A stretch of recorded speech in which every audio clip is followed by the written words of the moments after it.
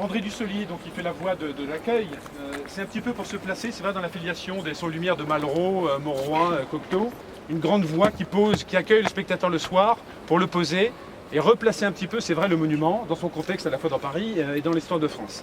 C'est un petit peu, là, c'est le petit clin d'œil à la longue lignée des spectacles faits dans les grands monuments, que ce soit en France ou ailleurs. Après, il me fallait un peu des personnages. Les personnages, le général Baptiste le sait mieux que moi, il m'en fallait 2 à peu près, parce qu'après il ne faut pas 35 minutes, il faut être efficace. Il ne faut pas que le spectateur se dise alors qui parle, c'est qui, donc il faut efficace. L'ennemi, je me suis dit, il faut un peu un antagonisme, alors ce sera Chronos, qui est sur le fronton à gauche, alors on ne le voit pas très bien, mais il sera lui c'est le méchant, alors il ne parle pas, mais c'est celui qui dégrade le monument, et Chronos est neutralisé par la mémoire, par la gloire, par la mémoire, et celle qui lui fait face tout naturellement, j'avais l'antidote, c'est la gloire, la muse de l'histoire, qui va donc elle intervenir dans le spectacle parce qu'elle porte en elle la mémoire du lieu. Il me fallait quand même une autre voix pour le monument, c'est-à-dire qui incarne la pierre, et là il y avait tous ces œils de bœuf qui scrutent la cour depuis 3 siècles, qui ont vu tout ce qui s'y est déroulé, qui ont entendu toutes les conversations des invalides, toutes les cérémonies, les manifestations qui s'y sont déroulées. Il m'en fallait un, j'ai pris le plus célèbre, vous le découvrirez tout à l'heure, c'est celui qui est présenté dans toutes les visites guidées du monument. On l'appelle l'œil de Louvois, parce que, allez, une petite parenthèse historique quand même, lorsque c'est une tradition orale, le ministre de la Guerre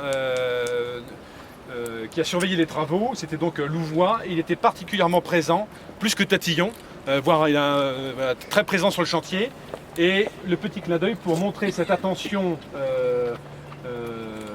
vous avez un loup qui sort des roseaux, Louvois, la mémoire du ministre de la Guerre qui a surveillé les travaux, est ici présente, donc c'était normal que je lui rende la parole. Alors après, il a fallu construire tout écrire, choisir les musiques, imaginer le scénario image. Ce scénario image, il existait dans ma tête. Après, il faut des enlumineurs du XXe siècle, du XXIe siècle. Et là, c'est mes vieux complices maintenant de spectaculaire, avec Franck, je ne sais pas si c'est là Franck, qui ont la charge de d'amener à la réalité le scénario que j'ai dans la tête. Franck ? Ben viens, voilà. Et voilà, parce qu'ils ont la charge de rendre réel et d'appliquer, de proposer, de rendre réel ce que j'ai dans la tête. Voilà, c'est Franck qui dirige l'équipe d'infographie de Spectaculaire, qui est donc assuré l'infographie qui m'a accompagné pour l'infographie sur ce spectacle. Voilà, si vous avez des questions, on est à votre disposition après. Place à la pierre et à la lumière. Merci. Merci. Bienvenue à l'Hôtel National des Invalides. Le monument était au commencement en bordure de la ville de Paris. Il est maintenant en son cœur et constitue l'un de ses joyaux. Enserré désormais par la capitale, son destin se confond avec la France et son histoire en est l'un de ses plus fascinants reflets. Vous êtes ici au cœur du monument. Ces pierres ne sont pas seulement liées par un mortier minéral. Non, un autre ciment les soude. Un ciment immatériel, enrichi par le dépôt de chaque génération. Comme chaque soir, lorsque les portes de la cour d'honneur se referment et que les hommes délaissent le monument, le présent est mis à la porte. Règne alors un silence tout sauf sépulcral, tenant à distance la rumeur de la ville. À nouveau ce soir, les tambours et les fifres jouent. Ils ne vous invitent pas à sortir, non. Leur appel aura un autre effet. Corridor, et que le monument fond dans un même souffle la légende et l'histoire.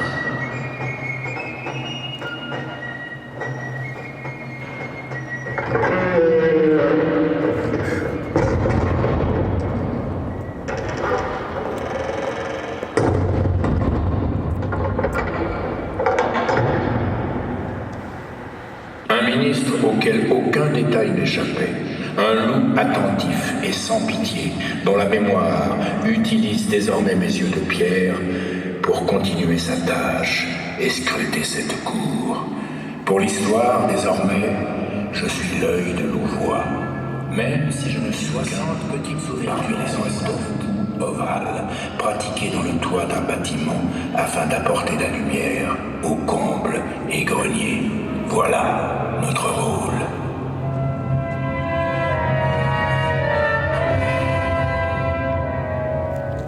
Notre légitimité résidait en notre utilité. Mais l'époque qui nous a donné le jour avait l'art de rendre beau l'utile. Nous fûmes donc sculptés dans cette cour pour être beaux et donner de la lumière, tâche, et puis l'électricité est arrivée.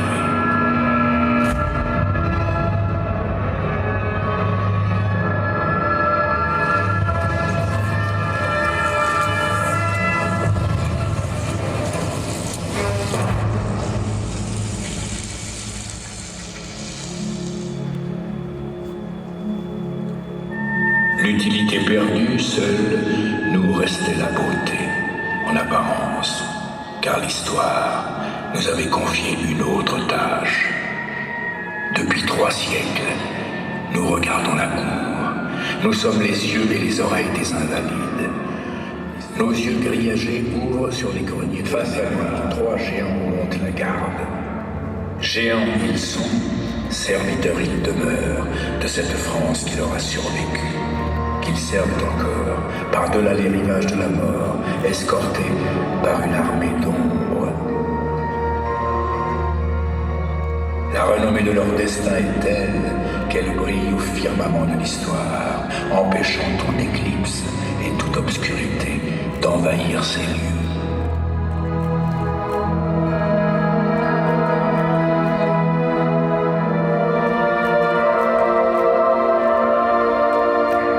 Ils sont les fils chéris d'une déesse aux cheveux d'or, qui embellit ici chaque pierre. Son parfum les imprègne, et elle résonne à son toucher.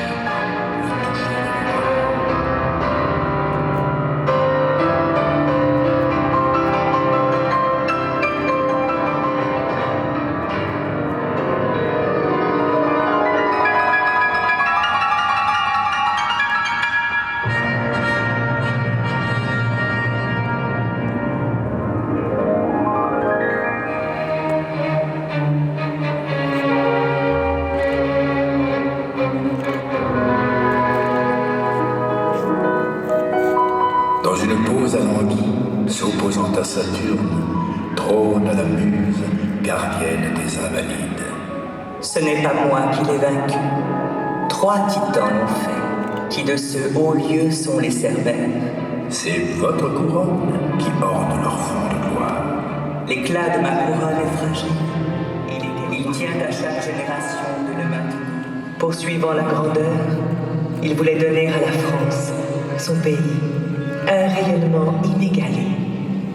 Il y réussit et devint le roi soleil. Ce roi avait le goût du grand et du beau. Pour lui, il bâtit Versailles. Pour les vieux soldats et les estropiés de son armée, acteurs de sa gloire, il fonda l'hôtel royal des Invalides. Ce dernier fit l'admiration de l'Europe et de ses contemporains par sa beauté, son inspiration charitable et la modernité de son institution médicale. Modernité jamais démentie par la sienne.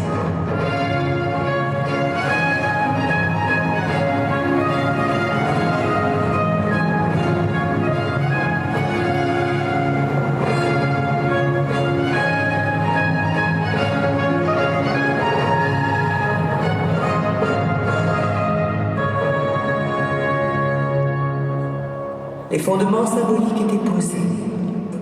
L'austérité de la pierre pour la rigueur du devoir.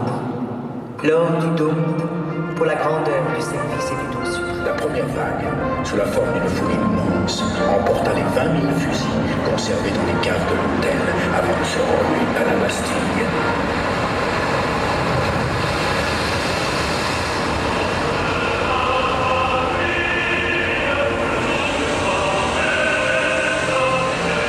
La deuxième vague fut destructrice. Pas une sculpture, buste, drapeau, rien ne fut épargné.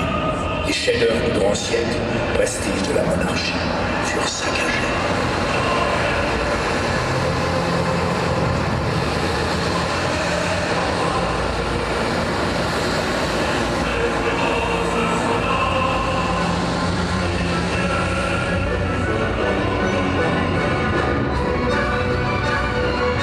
La dernière vague arracha les ultimes lambeaux sacrés, débaptisa l'église du Dieu, qui devint le temple de la victoire, avant d'être celui de Mars, dieu de la guerre.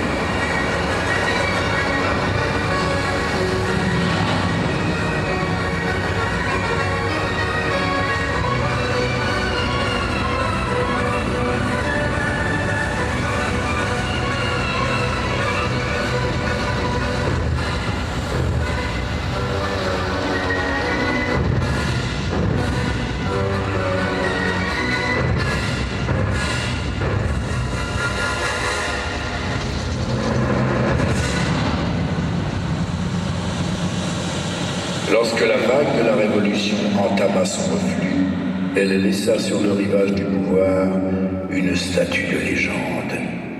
Ogre pour les uns, génie pour les autres, Clausewitz, l'ennemi prussien, la méditation seul le dieu de la s'impose. Avec lui, le peuple français a bu à la coupe de la grandeur.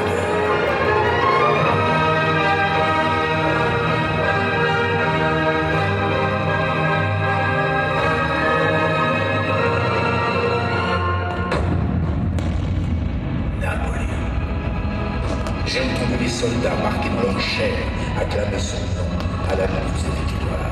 Oui, le grand pourvoyeur de la lutte. J'ai vu leur immense joie lorsqu'il les a visités. J'ai vu leur amour. Lorsqu'à leurs habits amputés, parsemés de noirs salissures, médailles de poudre, marque du courage, il a accroché la Légion d'honneur.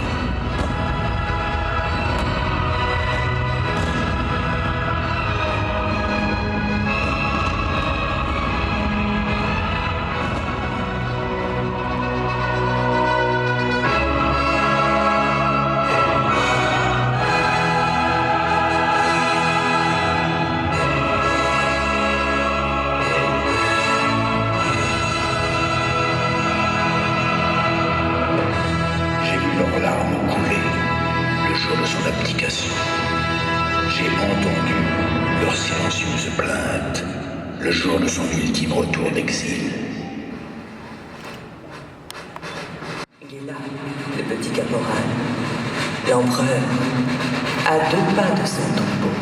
La statue de ce titan veille sur la cour, près de lui, à l'ombre du dos. Au cœur des Invalides, dans la crypte solennelle, repose sa dépouille, veillée par Vauban, Turtre.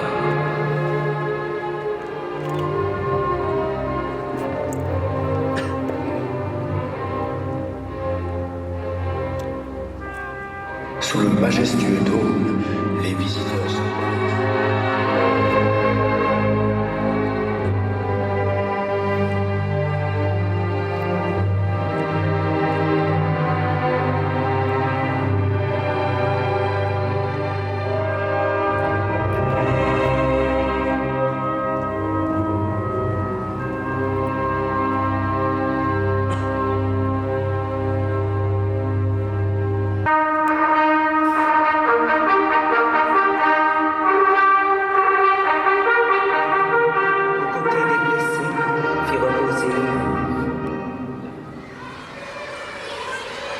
Quelle ne fut pas notre surprise le jour où nos murs vénérables, que nous souhaitions graves et austères, retentirent des cris joyeux de l'enfance. La République crée le musée de l'armée, posant ainsi une pierre définitive.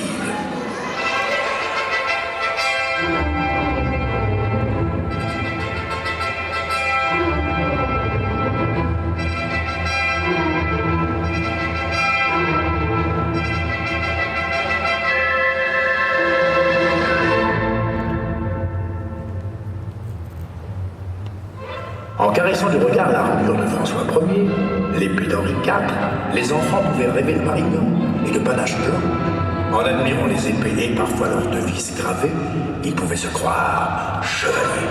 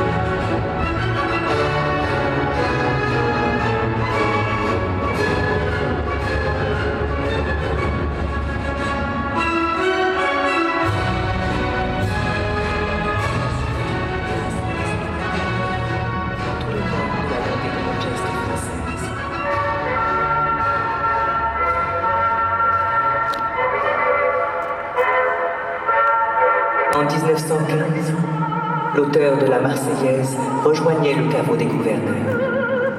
Sous le regard de Saint-Louis, remettant au juge suprême le glaive des armes de France, d'or rougeait de l'île.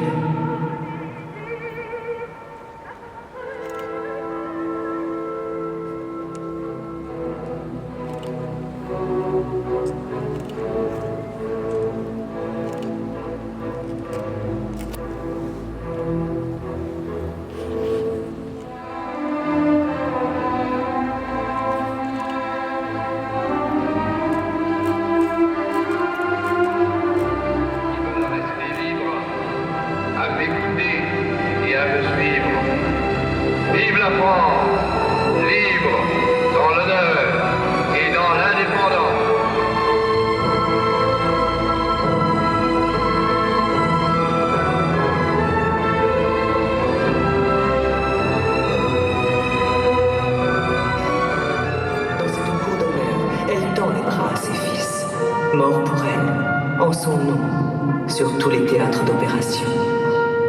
3 mots en forme de médaille, pour épitaphe, résumant tout, leur sacrifice et leur gloire. Mort pour la France.